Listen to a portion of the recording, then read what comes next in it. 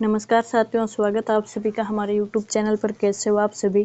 तो देखते हैं कि इस स्वतंत्र पर सहारा इंडिया के निवेशकों को 5 लाख तक सरकार रिफंड दे रही है।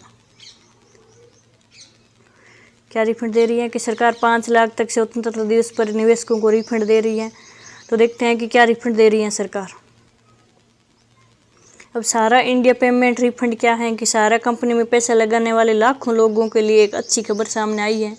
सुप्रीम कोर्ट के 29 मार्च 2023 के आदेश के अनुसार 5,000 करोड़ रुपए सहारा से भी फंड से निवेशकों को वापसी के लिए अलग किए गए हैं।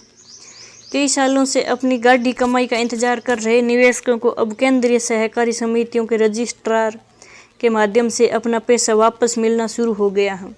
यह योजना मुख्य रूप से उन लोगों के लिए बनाई गई है जिन्होंने सहारा की 4 सहकारी समितियों में निवेश किया था और अब तक अपनी रकम की वापसी का इंतजार कर रहे थे।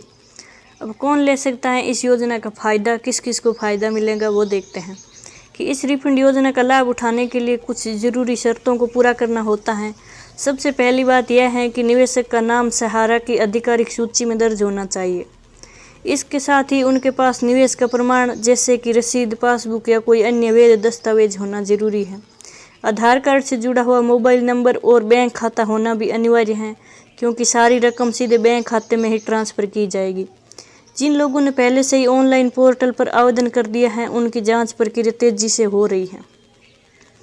अब रिफंड की रकम और प्रक्रिया क्या है कि रिफंड की यह योजना पूरी तरह से डिजिटल है और इनमें से कोई भ्रष्टाचार की गुंजाइश नहीं है। निवेशकों को 10,000 रुपये से लेकर 5 लाख रुपए तक की रकम मिल सकती है। यह राशि उनके मूल निवेश और पात्रता के आधार पर तय की जाती है। जब कोई व्यक्ति आवेदन करता है तो उसके सारे कागजात की जांच होती है और सब कुछ सही पाए जाने पर पैसा सीधे बैंक खाते में भेज दिया जाता है। इस पूरी प्रक्रिया में निवेशकों को कोई शुल्क नहीं देना पड़ता है। अपना स्टेटस चेक कर सकते हैं कि पैसे आए या नहीं आए हैं। जिन लोगों ने सहारा रिफंड पोर्टल पर अपना आवेदन जमा किया है वे अपने आवेदन की स्थिति को ऑनलाइन देख सकते हैं। अब इसके लिए उन्हें अपना पंजीकरण नंबर और आधार से जुड़ा मोबाइल नंबर डालना होता है। पोर्टल पर साफ तौर पर लिखा होता है कि आपका दावा स्वीकार हुआ है या अभी जांच में है।